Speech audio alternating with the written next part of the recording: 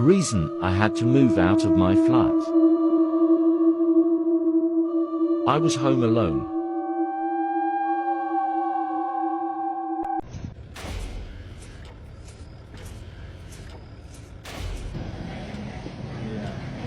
What the fuck is that?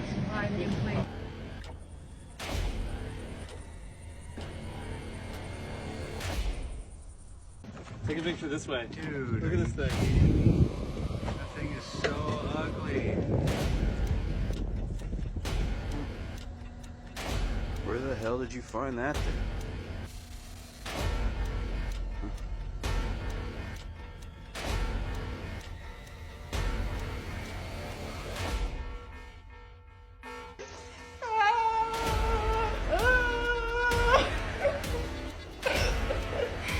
How did you get in here?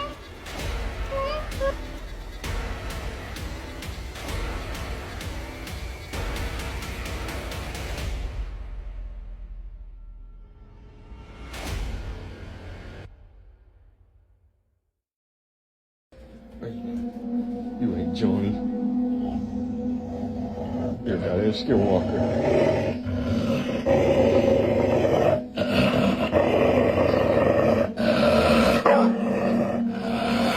Pip? Come here, guy.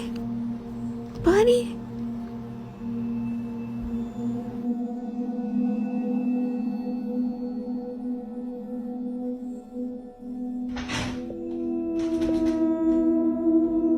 Oh my god! Oh my god! Oh my god! Oh my god!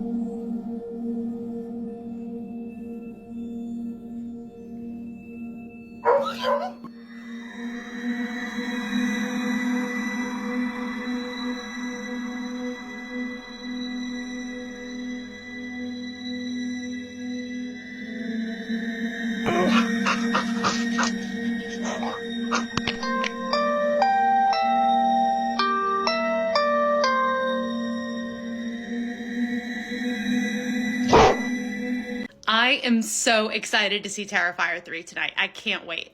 That clown has the smile of the devil. Anyone who watches that stuff is going to burn. Pause, satanic panic, okay? So the Terrifier films are completely just for fun. They're complete camp gore horror. They are harmless. So you take joy in watching people get butchered. There must be something psychologically wrong with you. Oh, there's two of you. Okay, cool. So actually, no, scientifically, there are like biological reasons why some people like horror movies. See, you have this reaction in your brain where you have a mild adrenaline rush from watching dangerous things happen, but not participating in them. And even for some people, you can get a little bit of a dopamine kick as well. This doesn't happen for everyone, so not everybody likes horror movies, but yeah, it's totally normal thing. These devil movies have no story. They're sick. They're just as bad as those Saw movies. Saw is like the worst example you could have used for your argument. Saw has arguably so much story, it's hard for the average viewer to keep up with all of the timelines and all of the lore. But also, like, special effects is an art in and of itself. Like, you can't just diminish the story to just the gore. Well, it still doesn't need to exist. Neither do you. Goodbye.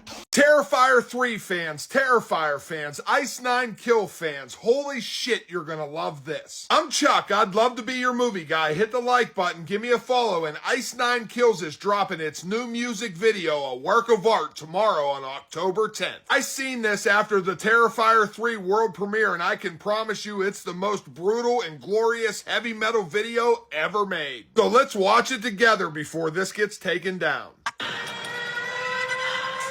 To leave. We can't go home, we're already late. You always do this. I wanted a mellow night. Look at me, I'm about to freaking pop theater. Seriously, it's an Ice Art 9 loves Kills concert. concert. What are they gonna do? Hack you up into little pieces? Yeah.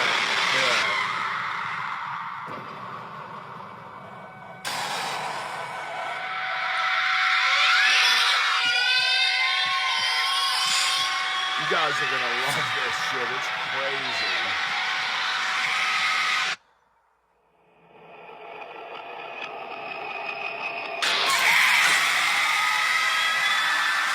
That wall of death, it's so wild.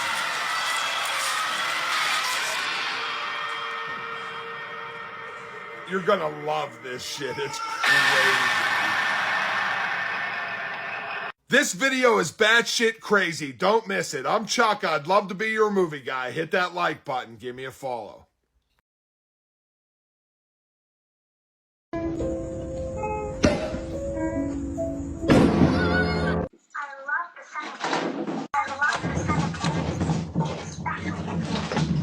My bad.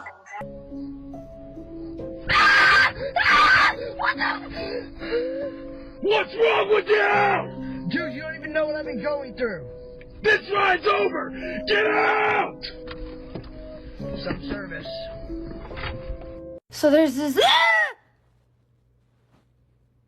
No way.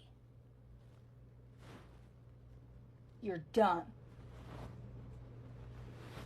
My friend's over there, look! Can you see him? Alright, it's time to go south. Let's go.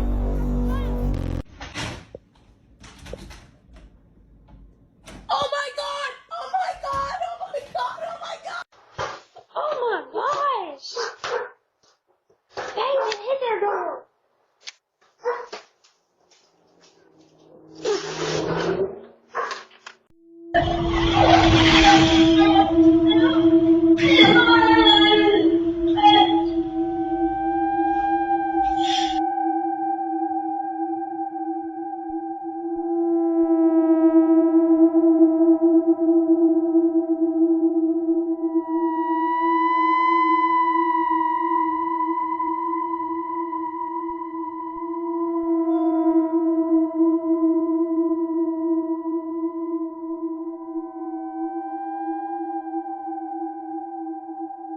Go away.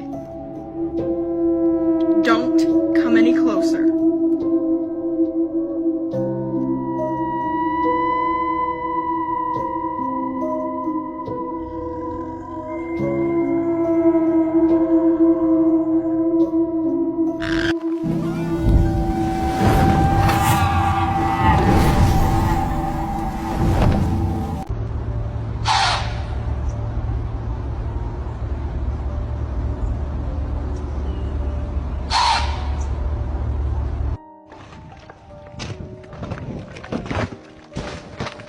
Holy shit!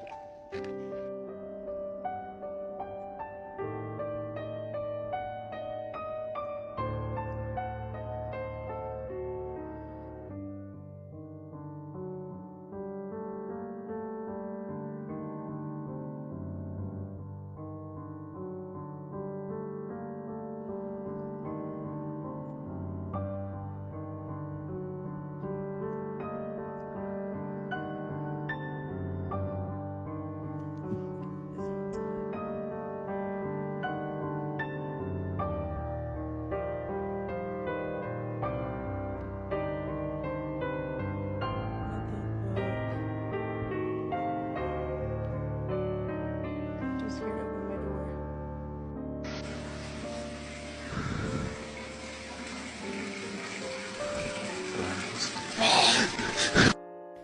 Red. Red! Red!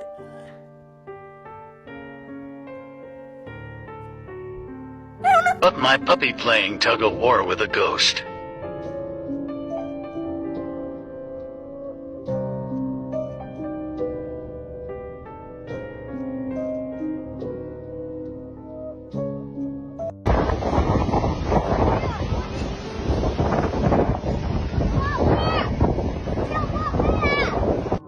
Are you a skinwalker?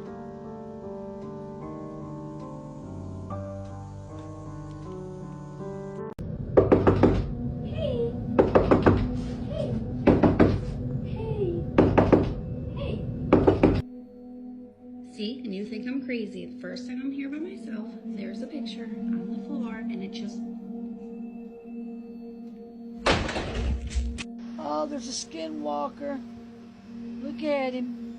Oh, Lord. He's been at my door twice. What the hell? What is that? Oh, my gosh.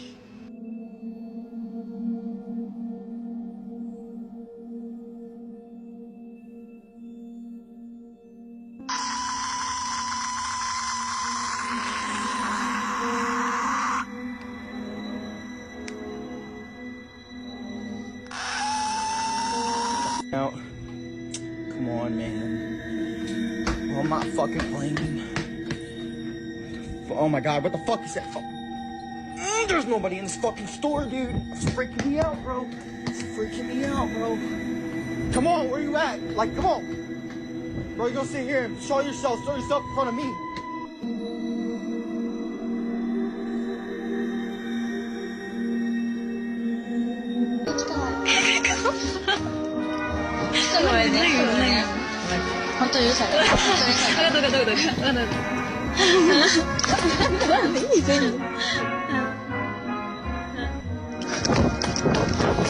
Okay, so I will say I'm stupid for drinking. That knife fell out of that little fucking knife container thing.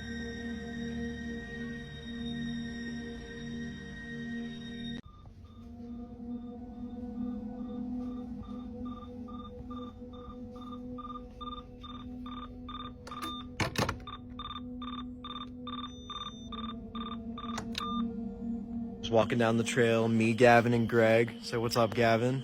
Hey, how you doing? Here's Greg. What's up, Greg? All barking, no bite. He's the quiet type. We can't get him to talk. Ah, we know you, Greg. We know you. We know you. Escucha, hágale, pero hágale suavecito. Espere. Hágale.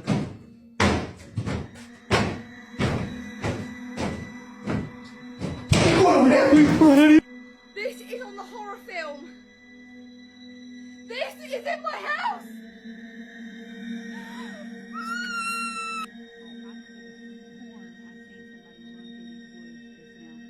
I live in a country, not too many people know about this back here, but I'm telling you, I could have sworn I saw somebody.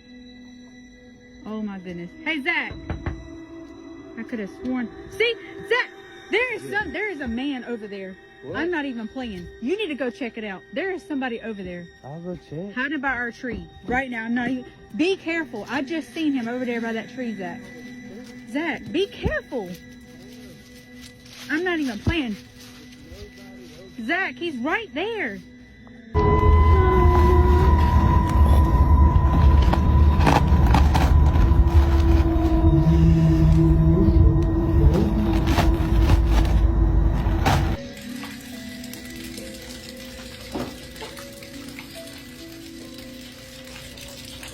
You know, P. Diddy, he predicted his own arrest and he predicted everything happening to him.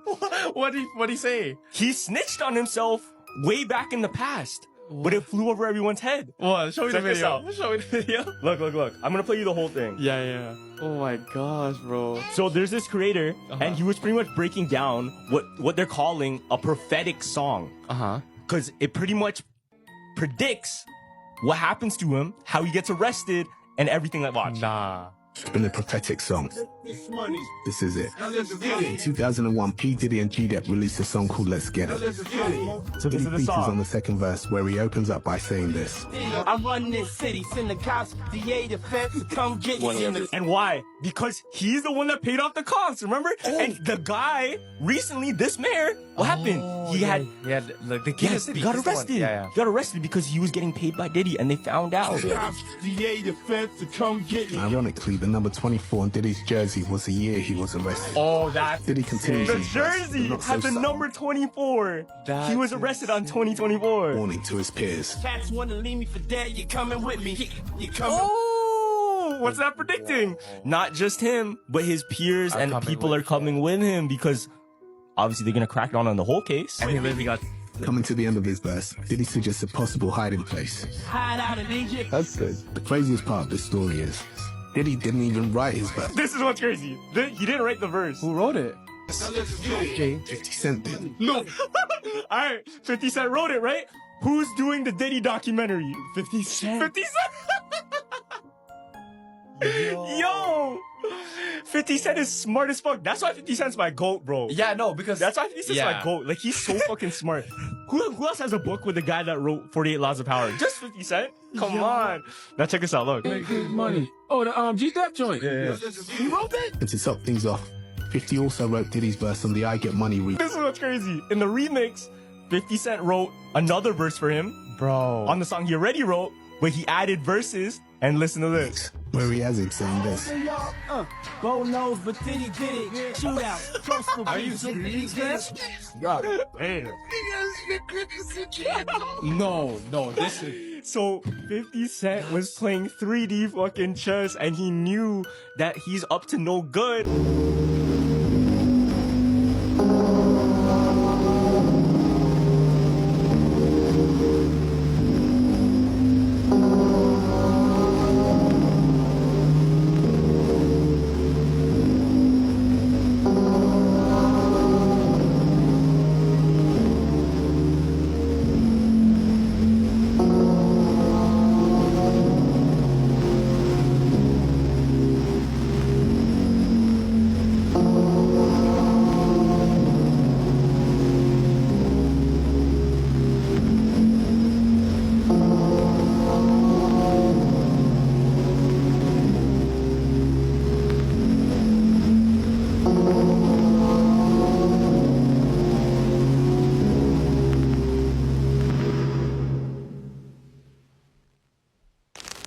He changed horror with Saw, then terrified us with Insidious, and scared the daylights out of us all with The Conjuring. And now the master of horror, James Wan, is bringing terror to your living room. I'm Chuck. I'd love to be your movie guy. Hit that like button, give me a follow, and this is the absolutely phenomenal Teacup spoiler-free season review. Executive produced by James Wan, based on a novel by Robert McCammon and written by Zoe Cooper and Ian McCullough, Teacup is your next TV addiction and a show you're not gonna forget. And I would like to thank Peacock for allowing me to screen the entire season early. Teacup is about a family in rural Georgia and all their neighbors in their little community. When a mysterious man shows up and starts spray painting blue lines all around their property. But why is this happening? You're gonna have to tune in to find out. But this family and all their neighbors are gonna have to set aside all their differences to work together to find out what's going on in the world of Teacup. The first 2 episodes of Teacup are premiering today, October 10th on Peacock. And I promise when the second episode ends, you're going to be hanging on the edge of your seat waiting for next week. Teacup is 8 episodes with the last 2 episodes ending on Halloween. And you're going to be locked into this one because this might be one of my favorite shows that I've seen in quite a long time,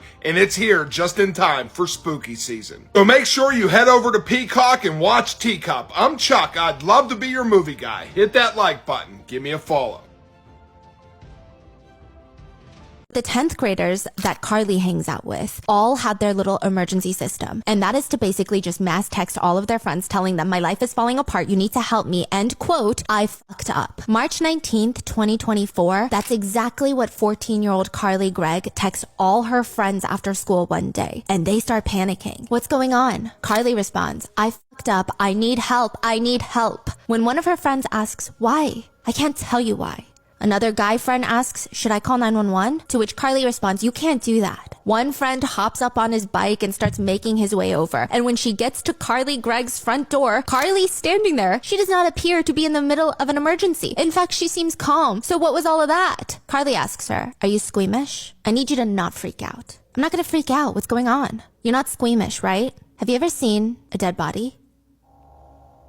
Carly's friend shakes her head no, and Carly brings her into her bedroom where she looks down, and on the ground of 14-year-old Carly Gregg's bedroom is a dead body. Then she asks her friend, can you wait outside in the backyard so I can, quote, I put 3 in my mom and I'm gonna put another 3 in my stepdad when he comes home. A real true crime case of a killer clown. On the morning of May 26, 1990, Marlene Morin had a visitor at her door. When she opened her door, standing in front of her was a clown holding flowers and balloons. Before Marlene even knew what was happening, the clown took out a revolver and shot her in the face. Since it's now October, you guys have been asking me to cover the most terrifying true crime cases I know, and truly, what is scarier than a real killer clown? Marlene's son and some of his friends were over for breakfast, and they could see everything that happened. They saw the clown just turn around and walk slowly, silently back to the car that they came in, get in the car, and just drive away like nothing happened.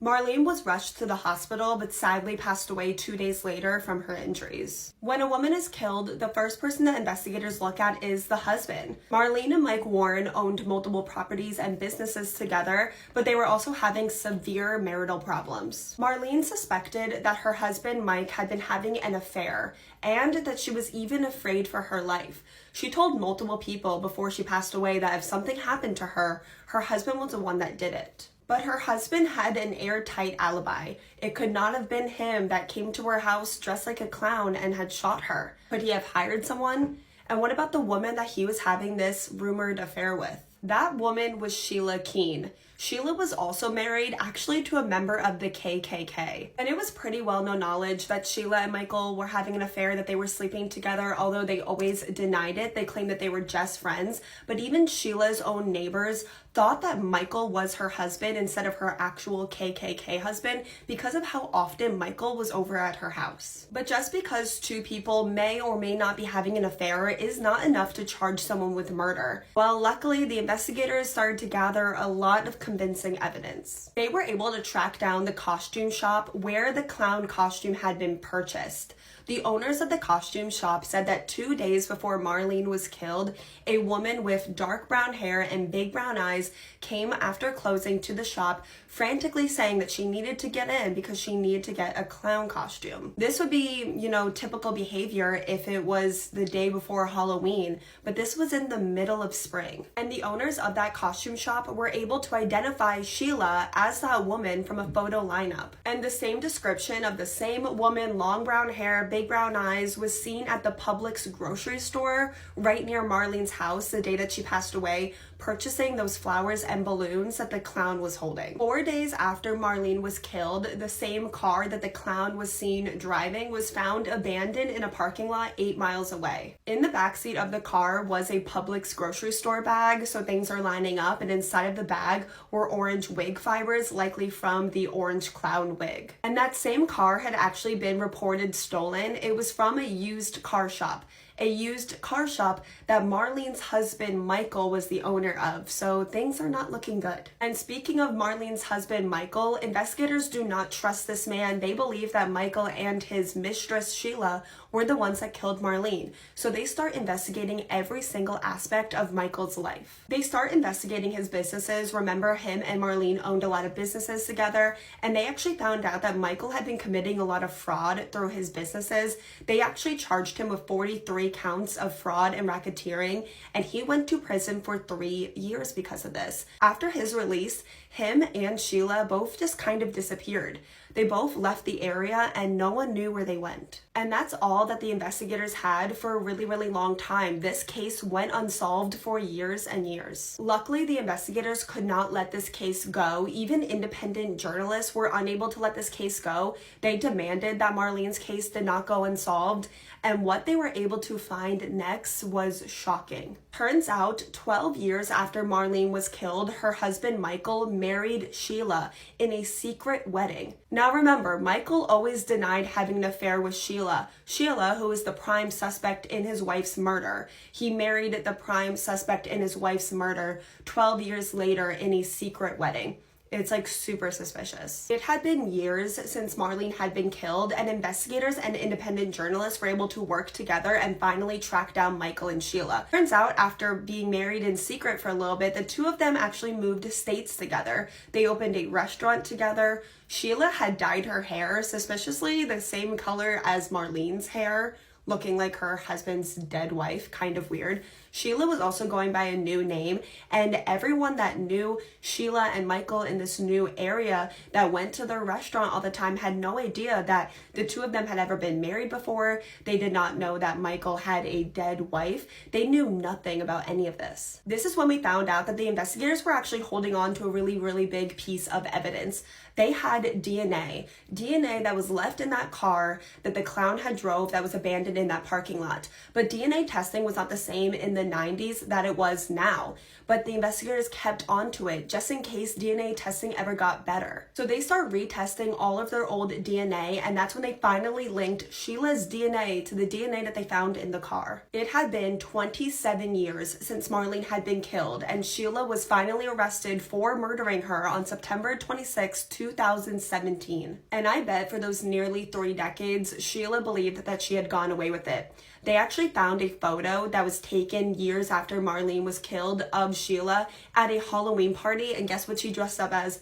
She dressed up as a clown. Tell me that's not the sickest, most evil thing you've ever heard of. And I bet in her mind, she thought it was funny, dressing up like a clown for Halloween a few years after killing Marlene while dressed up as a clown. Originally, the prosecution was going for the death penalty in the trial of Sheila Keene, but after the trial was postponed so many times during like the 2020 pandemic, they ended up offering her a plea deal, and sadly she did take the plea deal, and it was if she pled guilty to killing Marlene that they would only give her 12 years in prison, and she's expected to be released next year in 2025. Apparently, there was never enough evidence to charge Michael Warren in the murder of his wife. As of right now, only Sheila has ever been charged, which really upsets me because I feel like we had enough evidence to charge Sheila. So if we were going to offer her a plea deal, it would have been to incriminate Michael. But definitely let me know your thoughts on that. I doubt I'm not the only person that also believes that Michael is guilty and this was a conspiracy that he came up with his mistress Sheila to kill his wife. And I bet that that's going to be frustrating for a lot of you that, like me, believe that Michael Warren as of right now has gone away with the murder of his wife. And honestly, Sheila got away with only kind of a slap on the wrist. You know, she got to live freely for 27 years before being arrested and then was sentenced to only 12 years. So definitely let me know all your thoughts in the comments while you guys are there. Please let me know what case you want to see me cover next. Until then, I love you guys so much, and I will see you guys tomorrow with the next October themed case.